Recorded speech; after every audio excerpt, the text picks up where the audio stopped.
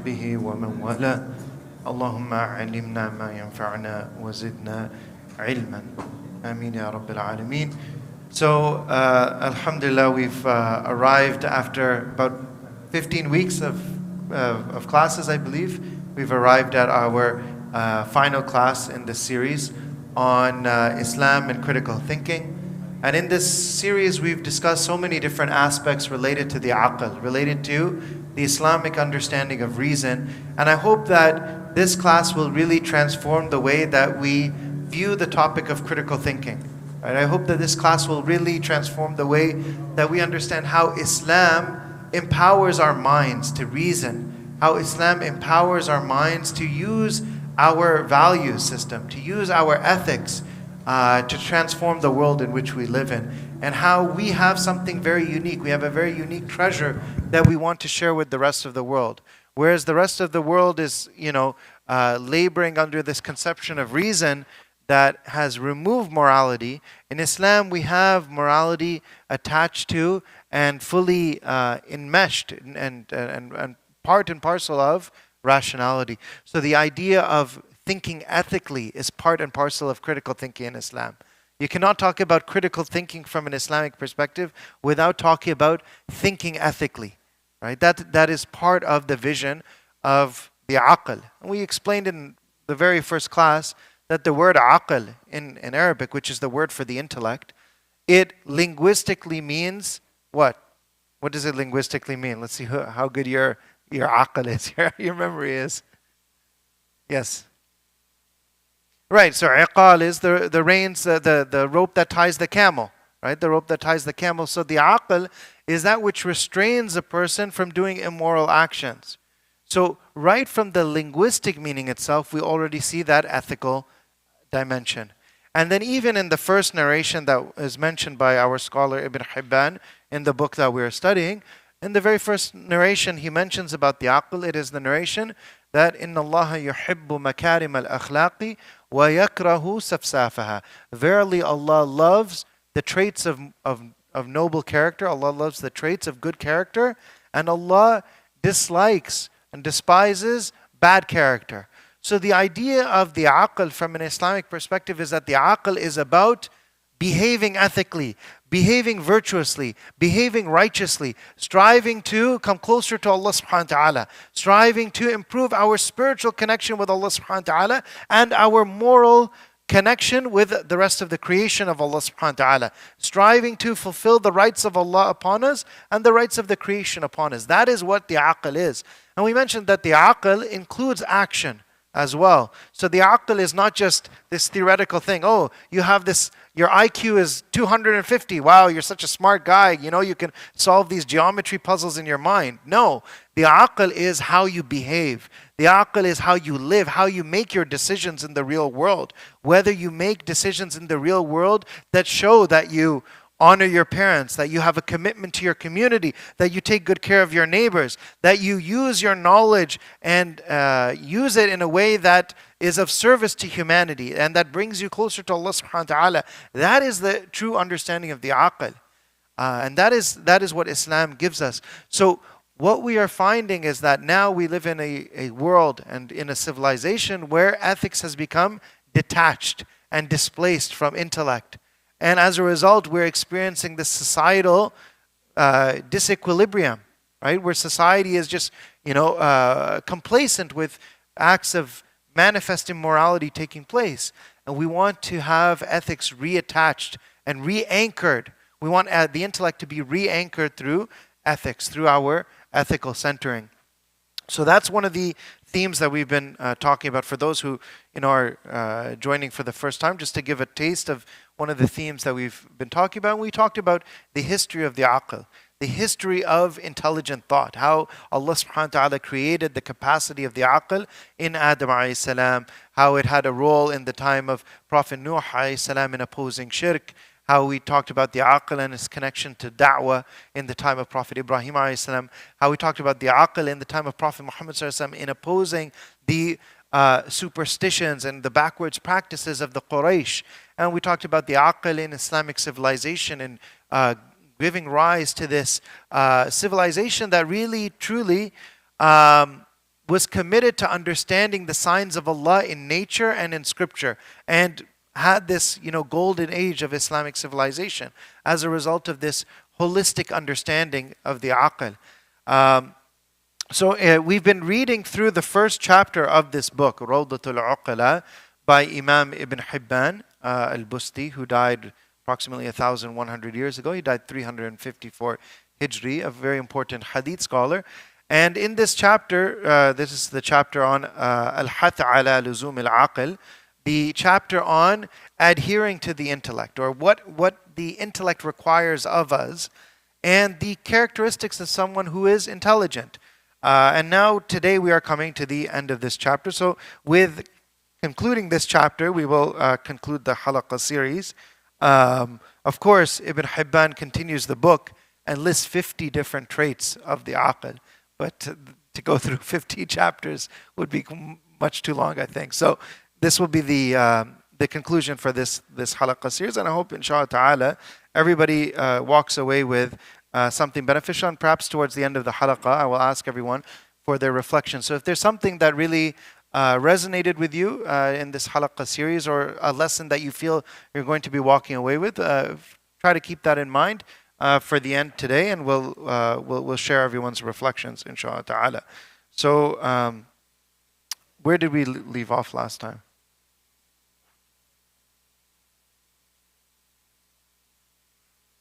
Yes, okay. طيب, بسم الله. بسم الله. قال أبو حاتم رضي الله عنه: كفى بالعاقل فضلا وإن عدم المال بأن تصرف مساوئ أعماله إلى المحاسن، فتجعل البلادة منه حلما، والمكر عقلا، والهذر بلاغة، والحدة ذكاء، والعي صمتا، والعقوبة تأديبا، والجرأة عزما، والجبن تأنيا، والإسراف جودا، والإمساك تقديرا. فلا تكاد ترى عاقلا إلا موقرا للرؤساء، ناصحا للأقران، مواتيا للإخوان، متحرزا من الأعداء، غير حاسد للأصحاب، ولا مخادع للأحباب، ولا يتحرش بالأشرار، ولا يبخل في الغنى، ولا يشره في الفاقة، ولا ينقاد للهوى، ولا يجمح في الغضب، ولا يمرح في الولاية، ولا يتمنى ما لا يجد، ولا يكتنز إذا وجد، ولا يدخل في دعوى، ولا يشارك في مراء، ولا يدلي بحجة حتى يرى قاضيا، ولا يشكو الوجع إلا عند من يرجو عنده البرء، ولا يمدح أحدا إلا بما فيه، لأن من مدح رجلا بما ليس فيه فقد بالغ في هجائه، ومن قبل المدح بما لم يفعله فقد استهدف للسخرية. نعم. Okay, so these are many different qualities of aql that Imam Ibn Hibban is mentioning here. And to start with, what he mentions is that, this is a theme that he's been mentioning a few times, which is that the person who has aql doesn't need anything else. He doesn't need wealth to acquire status within society. He doesn't need, fame. He doesn't need whatever other types of prestige, people try to chase after in society. And I think this is such an important message for our youth, because our youngsters today are growing up in an age where the people that they're looking up to are like the social media influencers, right? The YouTubers, the TikTokers, and they see these people as al-aqil, right? Or al-uqala, that these are the people who, everybody is, so interested in. Like literally the term that we use for them, influencers, means that people want to be influenced by these people. People are chasing after these people for wisdom, for understanding, or for how to live their lives. And so they look up to this idea of acquiring social media following, right? And there are other people who look up to people with a lot of wealth, right? So he mentions wealth here. Look at how much people chase after somebody like Elon Musk, right? Oh, he's a billionaire. Did you know what he said today? Did you know what Musk said? It's like, who cares, right? Like seriously, who cares? Everything that he says shows that he is none of the qualities of al-aqil, right? But this is how people are so hypnotized by the allure of wealth. And it's not something new. We have a story in the Quran that shows literally how people were fans of somebody with wealth. What's that story? The The story of Qarun, right? The story of Qarun. People were literally, you'd say like fanboying after him, right? Like he would walk outside and they're like, oh, if only we had his wealth, like he's so amazing, he's such a cool guy, right? And then the earth swallows him up and they're like, oh my God, that could have happened to us, right? So this idea of people chasing after those who have dunyawi status, those who have wealth, those who have prestige in the eyes of people. This is a common theme. It's not, he's mentioning this 1,100 years ago, but this is the same kind of theme that we have today. And for our youth today, what you really should chase after, what you really should strive for is not, social status through wealth or through, internet following or all these other kinds of things.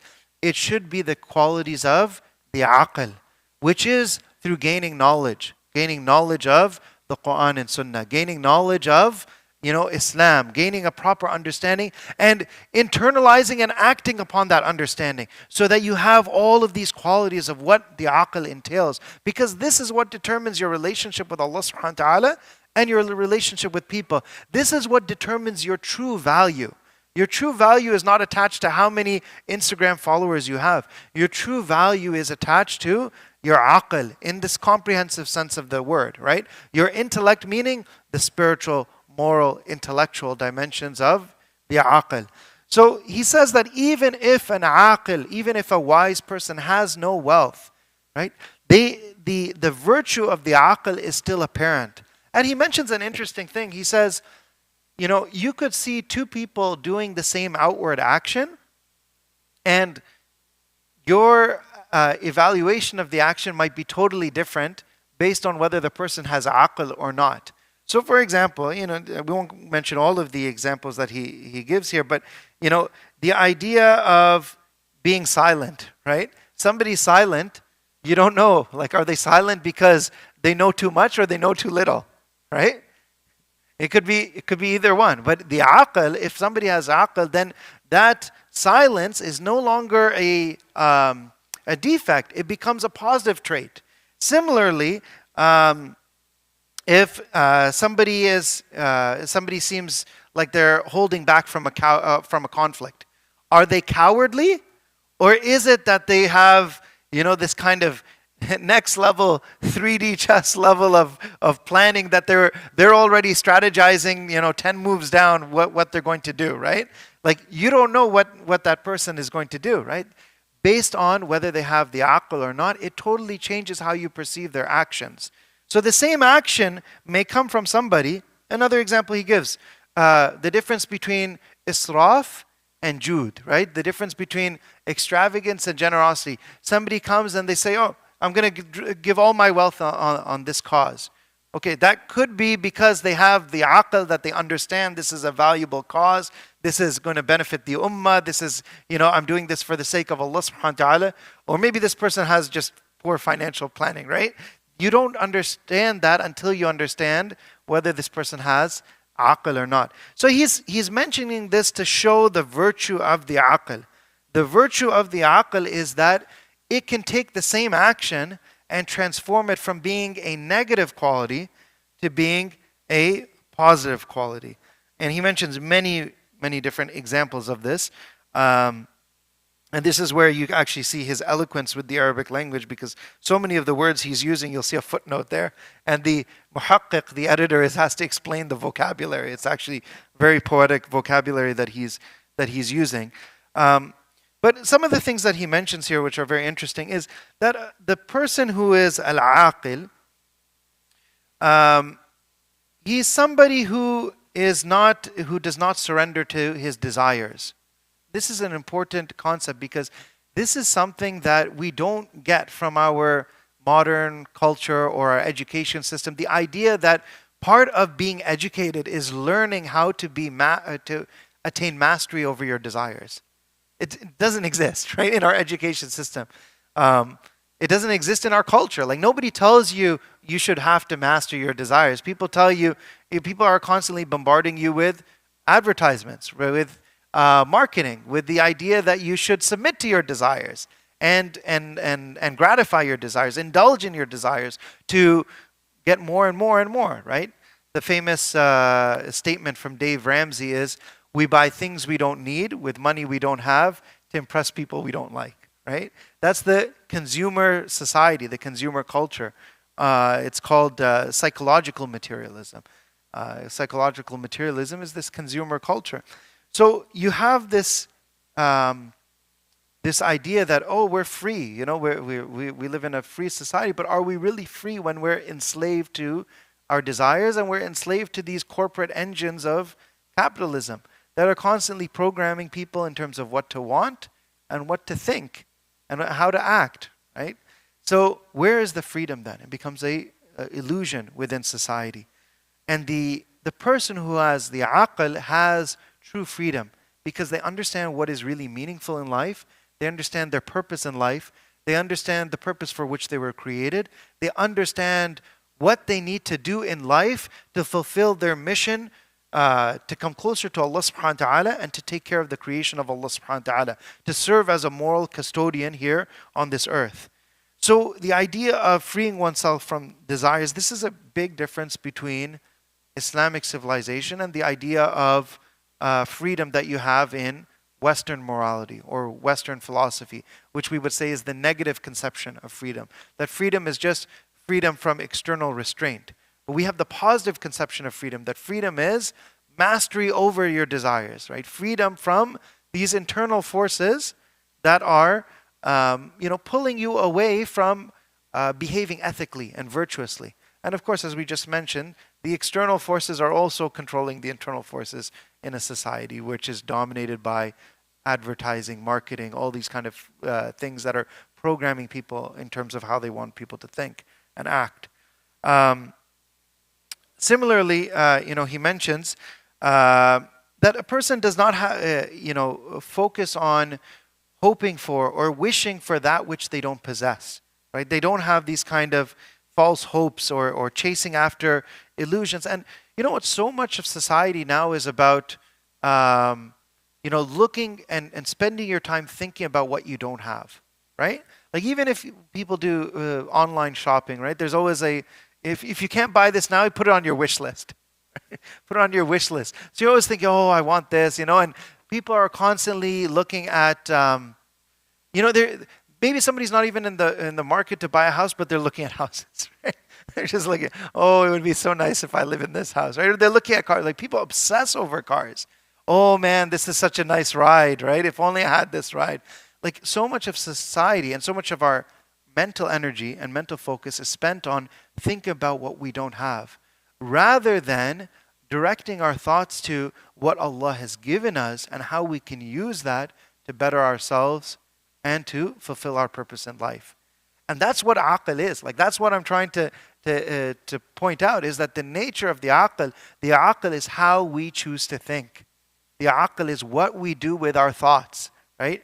Do we think in patterns that are constructive, or do we think in patterns that are self-destructive, right? So that's another aspect that he mentions here. So a person does not chase after or hope after things that they don't have, nor do they try to hoard those things when they do possess them. And they don't enter into claims or assumptions, right? Like they don't chase after things that are just assertions that aren't grounded on proper evidence.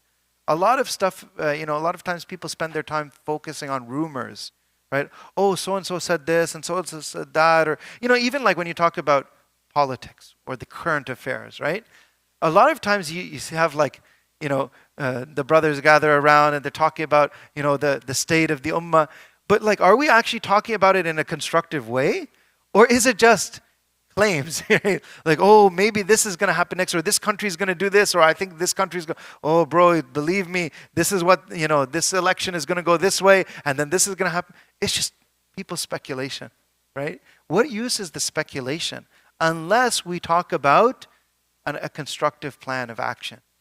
And if we spend all of our mental energy and just engage in this kind of speculation, just mere claims like, oh, this country is going to do this, and then this is going to happen, and then this and this is going to happen to the ummah. It's like, what are you going to do? What is your role? What is our role as a community? How can we utilize our resources as a community direct those resources towards what is valuable and advance the state of the Muslims, right? Locally first, right? What do they say? They say think globally, act locally, right? So that's the kind of idea that we have to focus on. So the wise person doesn't get involved in these kind of discussions based on mere claims, nor do they, spend their time in futile debates. There's so much, like people get together and they just start arguing and arguing and arguing, and you think, like, what are you actually arguing about, right?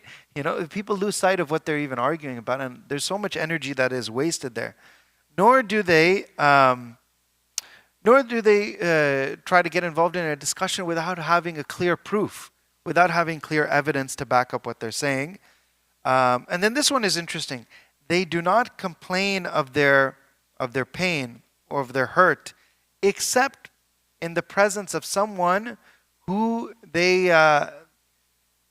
from whom they can actually get some kind of help or relief, right?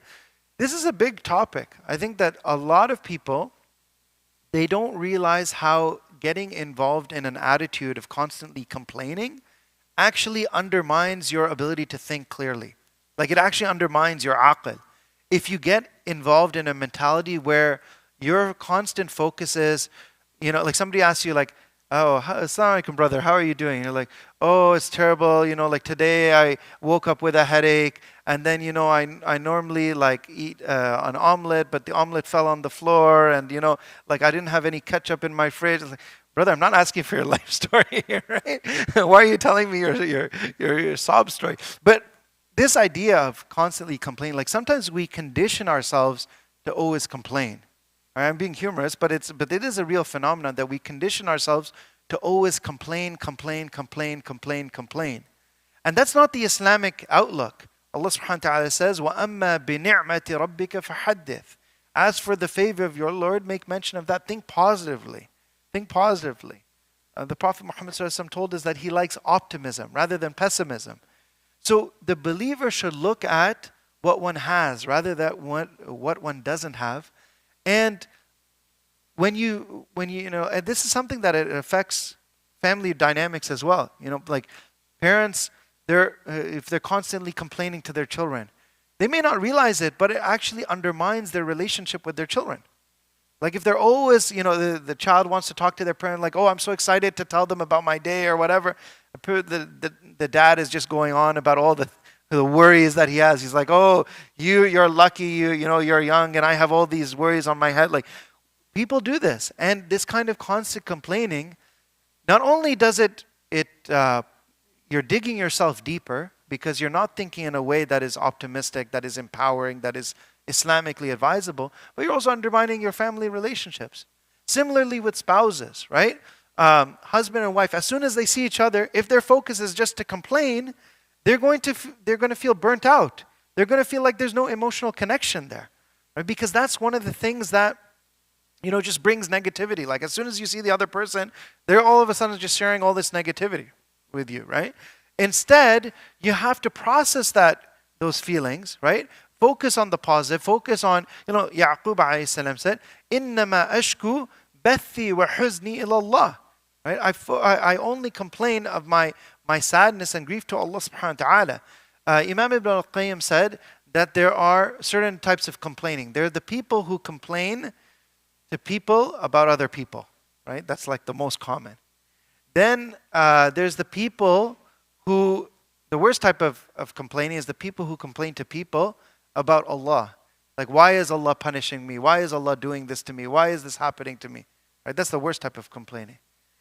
Then there's the people who complain to Allah about other people, right? Like, oh Allah, so-and-so wronged me. Oh Allah,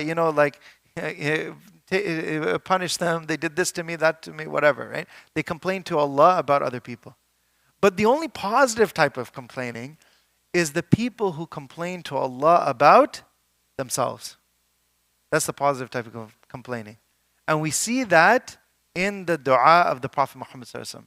When you see the Prophet Muhammad sallallahu alaihi wasallam went to Taif, and he gave the message of Islam there. He gave the da'wah to them. And he was so earnestly seeking that they would embrace the message of Islam. Because at that time, his wife Khadija radiallahu anha had passed away. Abu Talib had passed away. He had no physical protection. He had no emotional support. The Quraysh were persecuting him and his followers intensely. And he was looking for one tribe that would just embrace the message and give him that protection. And he went there, desperately seeking that they would embrace the message. And they responded in the most brutal fashion possible.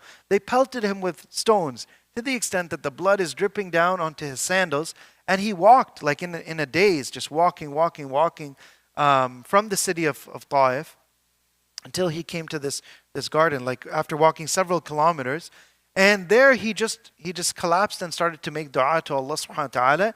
And what did he say? The first thing that he said, he didn't say, Ya Allah, look what they did to me. Ya Allah, I went to them to preach your message and they did this to me and they did that to me. No, the first thing he said, Allahumma inni ashku ilayka ضعف قوتي وقلة حيلتي وهواني على الناس. Oh Allah, to you do I complain of my own weakness, my own incapability, my insignificance in front of the people. Like he's saying, Ya Allah, I'm sorry that I wasn't good enough. This is the attitude of the Prophet Muhammad, and this is why he's our role model. So this is the attitude that the believer should have. That your problems are not the things that you should be thinking about like all the time. Focus on what Allah subhanahu wa ta'ala has given you and be a source of, empowering yourself and others. I find that the people who are always focused on complaining, they're rarely the ones who are able to be on the front lines helping others because they're so caught up in their own negativity. And yet, amazingly, some of the people who go through the most difficult life circumstances, the greatest calamities, you see them on the front lines helping others. Like, subhanAllah, you look at some of the videos from people going through the genocide in Gaza and they're like, somebody has lost several of their family members and they're going around taking care of the wounded. They're bringing food to others in need. And you're like, how is this person doing this? When they've gone through so much pain and suffering themselves, they have everything to complain about. And we have like, what do they call it? Like first world problems, or when we complain. Oh, brother, I can't find my charger, my phone charger, right? And you're like complaining it's the end of the world. This is a difference in mentality. Like, we are psychologically constituted differently from those people, right? Because of the way that we choose to think. So this is training us to think in different ways. Now, notice what he's saying here. He doesn't say that you don't complain at all. And this is an important point. I want to emphasize this because it ties back to something that's important in mental health. He said you don't complain you don't complain to anyone except from whom you expect that you're going to get some relief. So if you are going through difficulties and hardships and you want to complain, you want to talk about that, yes, there's an option. There's therapy, right? You go see a psychotherapist, right? You're complaining about problems in your marriage. Don't complain to your children about your problems in your marriage. Go see a marital therapist, right? Go to somebody who is trained with the skills that they can actually help you deal with your problems and give you some solutions. Right? And help you process those emotions and find those solutions. And so that's another problem that we have is that people, they don't seek out help from the one who is actually able and qualified to give them that help. Instead, they just start complaining in general.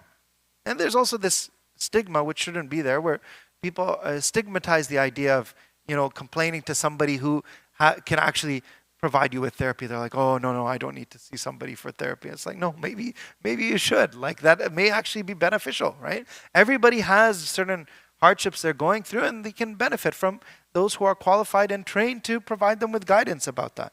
So I find that that's actually, a very significant point for our times. And again, it's just interesting that he mentions that, 1,100 years ago. Any questions about that theme, about complaining and therapy and all of these questions? Because it's an important issue in our community.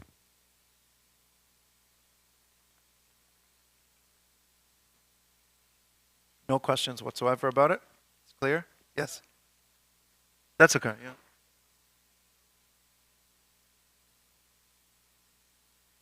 It's that they turn away from vain talk.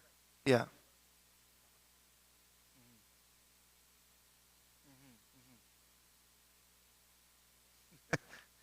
Yeah, right. So it is one of the things that he mentions. One of the traits of the aql is that a person actually practices silence rather than everything that comes to your mind. You just talk, talk, talk, talk. And there are some people like, you know, they might be sitting with people who are much more knowledgeable about them, and somebody asks a religious question, and then they're the first one to answer, right? And they're talking, talking, talking, talking, and they're like, no, no, wait, wait, let me talk about this issue, right? Actually, it happened in the time of the early Muslims, right? Imam Hassan al-Basri, he was sitting in his circle of his halaqah, and somebody came and they asked the question about the person who commits a major sin. You know, are they outside the fold of Islam?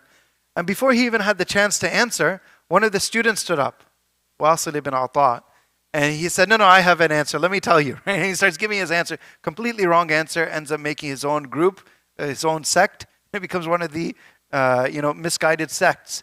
So this is a problem where people are so prone to just rushing to give their own opinions. Now, yes, there might be a personality difference where some people are just more talkative than others, but that might be their test, right? If you're that kind of person where as soon as something is mentioned, you find yourself rushing to speak, or you find yourself dominating conversations and being the person who talks the most, then for each of us, we have something different that we have to struggle with to kind of refine our aql. And for that person, that might be their thing. But the biggest test that they have, the biggest thing that they have to work on to improve their aql is practicing silence, right? Practicing when not to be the first one to talk, right? So does that answer your question? Yes. Yes.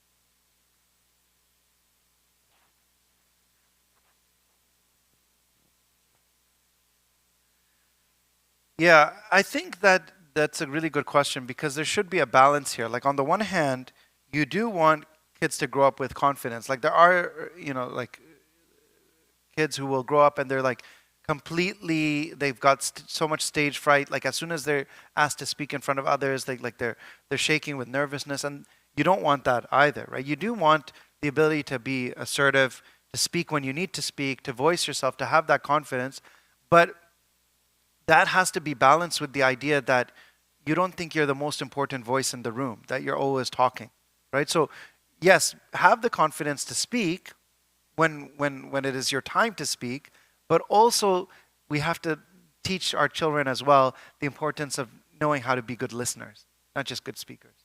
And I think that's something that people tend to neglect, right? We're so focused on, oh, I want him to be confident, speak, speak, speak.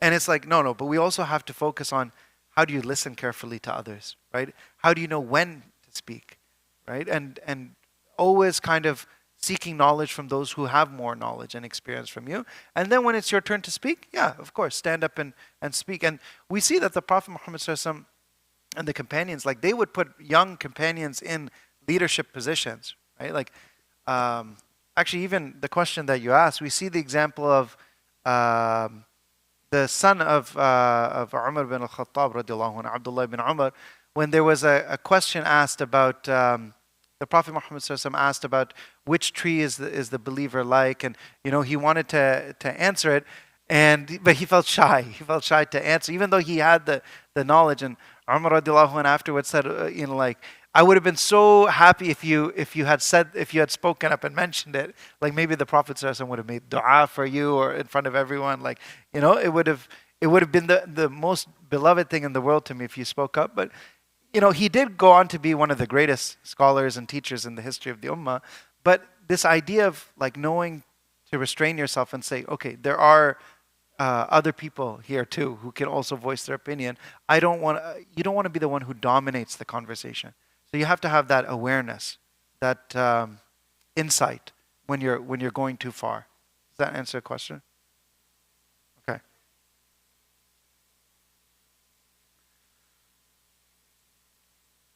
Yes, and we're seeing more and more how the Islamic worldview and what our Islamic value system is providing us with is really at odds with so much of what modern secular materialistic culture is pushing people towards, which is all about egotism, about ananiya, right? It's me, right? Me, myself, and I. And this shows you like the difference when you have really a spiritually informed perspective on life. You see everything completely differently. I'll mention one other point that he mentions here. So the last point that he says, he does not praise anyone except based on a quality that that person possesses, which is very interesting because sometimes people think, oh, like I have to do the sandwich model of feedback, mention something good before I mention something bad, and then they can't think of anything good, so they invent good qualities. They're like, oh, you know what, you smell great, and you're always on time, and they're just making stuff up about the person. Right? You don't make stuff up to praise somebody. Right? Just praise somebody based on what they actually have. Don't engage in false praise. That's a sign of, it's not one of the traits of wisdom, because he says somebody who praises somebody with what they don't have has gone to an extreme, and somebody who accepts praise for something that they don't have has made themselves an object of mockery. Somebody who allows themselves to be praised for a quality that they don't have has made themselves an object of mockery. So you don't want to be an object of mockery, nor do you want to, go to that kind of extreme where people don't take you seriously because they know you always just go to extremes in praise of others. Now, we'll continue from there. Sorry? Page number, it's page 43, and the point is, we're under narration number 20. Page 43. Yeah. والعاقل يكرم على غير مال كالأسد يهاب وإن كان رابضا وكلام العاقل يعتدل كاعتدال جسد الصحيح وكلام الجاهل يتناقض كاختلاط جسد المريض وكلام العاقل وإن كان نزرا حظوة عظيمة كما أن مقارفة المآثم وإن كان نزرا مصيبة جليلة ومن العقل التثبت في كل عمل قبل الدخول فيه وآفة العقل العجب. These are again a lot of, I feel like towards the end of the chapter he's mentioning just subhanAllah so many points one after another, but so this idea, first of all, that the wise person can be generous even without possessing a lot of wealth. You don't need to be a rich person or like have a lot of materialistic possessions in order to be a generous person, in order to be somebody of nobility. You can be a noble person even if you have very simple possessions in this worldly life. Just like the lion, has a certain aura even if he's sitting and reclining, right? The lion has that aura. He doesn't have to be ready to pounce. He also mentions that the speech of the wise person is balanced, just like a balanced body, right? Like this example, you have somebody who goes to the gym and they're always training, and then they come out of the gym and they have huge biceps, but their legs are like tiny, like sticks, and you're like, what? You always skip leg day, right? What's going on, brother, right? So in the same way, he's saying like the aqil, the wise person, he's just like a balanced body. His speech is balanced. Right? He doesn't just engage too much or obsess too much on one particular topic. And I think this is an interesting point because there's some people you talk to, it's like only one thing that they ever talk about. And that is something that undermines the aql, right? You're only talking about one thing all the time. Or your speech is not balanced in some other way. Like maybe you're always talking about your own personal stories and you're never listening to others or engaging with what other people are saying. Or maybe your speech is not balanced because you're only knowledgeable in like one domain, but you anything outside of that you don't bother to read about at all, right? So there could be different ways in which a person's speech is not balanced. But a wise person tries to have a balanced speech, or tries to ensure that their speech is balanced and that their knowledge is balanced, right? Even when we study Islam, we should have a basic foundation in all the different areas of Islam. Like a person is studying Islam, they don't say, well, you know what, I'm going to study Islam, and they read the works of fiqh from starting from Tahara, they read all the way to Hudud, and then they don't know anything about the seerah of the Prophet Muhammad sallallahu alaihi wasallam, right? Or they don't know anything about Aqidah. This is another type of imbalance, and you see people like this, like on social media, because that kind of thing, it works well on social media. Like if your page is all about sharing things in one domain, right? Then people will be like, oh, this guy's a genius. But maybe you're extremely unbalanced. Like you don't know the basics, the bare basics in some other domains.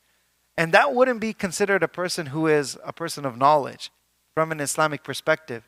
Even though now in today's da'wah culture or today's kind of social media culture, the people will be so impressed. Like, oh, wow, this guy knows everything about like ancient manuscripts in, the chapter of wudu in works of fiqh. He knows about, what the Zahiri madhab said about this one chapter. And then you're like, he doesn't know anything about the life of the Prophet. It seems problematic. So this is an example where somebody's speech is not balanced, or their understanding is not balanced. The speech of the aqil, the speech of a wise person, it carries weight. It carries significance, even if it's a small amount of speech, right? Like this goes back to the question, like we want our kids to be confident and assertive. They can be confident and assertive when they speak, without having to speak lots, right? Like you don't have to dominate the conversation. You don't have to be talking the whole time, but when you do speak, your speech is valuable. And this is something that you learn as you get older, that when you meet someone, or when you're in a discussion or in a conversation, you really leave a better impression when you speak less, but you make sure that your words count. And when you do speak up, you really think about what you're saying, and you really contribute something meaningful to the conversation. Don't speak just for the sake of speaking. I remember in some of our courses, like back in undergrad and university, like in some tutorials, they would have like this thing where they would want students to get participation marks based on like how many times they spoke in the tutorial. So people would just be like raising their hands and just sharing really like nonsense, like total bakwas, right? They would just mention stuff just for the sake of mentioning it. And this is not the quality of the aqil. This is not the quality of the wise person. You don't only have to contribute once, right? As long as you just mention something of value. Don't speak just for the sake of speaking. ومن العقل التثبت في كل عمل قبل الدخول فيه. So he mentions that from the characteristics of the aql, from the requirements of the aql, of the intellect, is that you have tathabbut, that you are firmly grounded in any action before you undertake that action. And what is the tathabbut here? Really, it is tathabbut from an Islamic sense. Like you know whether this action is something that is Islamically advisable or not. Whether this action is going to bring you closer to Allah subhanahu wa ta'ala, or whether it's going to distance you from Allah subhanahu wa ta'ala. You really spend a lot of time thinking about the consequences of this action. What are its ramifications on your relationship with Allah subhanahu wa ta'ala, your relationship with your parents, your relationship with your spouse, your relationship with your children, your relationship with your community. Like before you undertake any life decision, or before you engage in any action, you really have this tathabbut that you have, and again, tathabbut is verification, or like grounding, being firmly grounded, this confirmation that this is something that is right according to the lens of the Quran and the Sunnah, the guidance of Islam. This is something that is really in line with what Islam wants from me. So this idea of having that careful planning before just rushing into things. A lot of people, their main shortcoming in aql could be this. Like they are just too impulsive. So maybe they're super knowledgeable, or they're very good in like the other domains. They don't fall into the other problems of the aql, but maybe their problem is being impulsive. And that could be their thing that they have to work on. Like we said, somebody else, maybe they have to work on being overly talkative, right? For another person, maybe their issue is that They see something and they just jump on it without properly thinking about the consequences and the implications. So being impulsive is something that can undermine the aql. And then he mentions another thing that undermines the aql is al-ujub. He mentions it as just, boom, one line, and that's it. But it comes up later, and there are entire works in Islamic tradition written about al-ujub. What is al-ujub? Al-ujub is, you could translate as conceit, right? Some people translate it as arrogance. It is being impressed with oneself. Being impressed with oneself, thinking like, oh yeah, like I'm a big deal. I'm so impressed with my own accomplishments or whatever. And it's interesting how in our modern education system, and this goes back to a theme that I've mentioned before, and also this idea of what are some of the things in our education system or in our modern culture which are in tension with ethical values, right, that Islam is calling us towards. This idea of how our education system inculcates within oneself this idea of being impressed with oneself, this idea of ujub. Like there's so many times like you meet a professional and like within the first 5 minutes of talking to them, they've like narrated to you their entire bio of all their accomplishments on their CV. Like, oh, did you, like I met somebody recently and within 5 minutes, like I just was speaking to him, he had to tell me that he runs 5K every day and that he has done this accomplishment and that accomplishment and he won this award and that award. I'm like, okay, like, why do you think I'm interested in this, right? But it's almost like inculcated within us because this is how people talk about networking, right? Oh, you have to summarize how great you are when you network with people. But in fact, this is something that undermines your own ability to think clearly, think ethically, think rationally. It undermines your own aql to constantly be focused on your own accomplishments and broadcasting your own accomplishments and just having the sense deep down inside that you think you're a big shot, right? This idea of being impressed with yourself. Unfortunately, like you see this even in the da'wah scene, like this really undermines a lot of students of knowledge who start gaining knowledge and accelerating in their studies of the deen. If they get this disease of the heart, al-ujub, it really undermines their ability to contribute. Like it pits their ego against others. They start getting involved in debates with others and chasing after other people's mistakes. Like there's so much value they could be contributing to the ummah and for themselves, and they're just causing fitna and causing problems. Why? It comes down to al-ujub. They just are so impressed with themselves. Like they really see themselves as the savior of the ummah, right? And this mentality is it is a disease of the heart, and it's something that is a shortcoming of the aql. Continue. وعلى العاقل أن يوطن نفسه على الصبر على جار السوء وعشيرة السوء وجليس السوء فإن ذلك مما لا يخطئه على ممر الأيام ولا يجب للعاقل أن يحب ما أن يسمى به. Okay, so the first part that was just mentioned is that the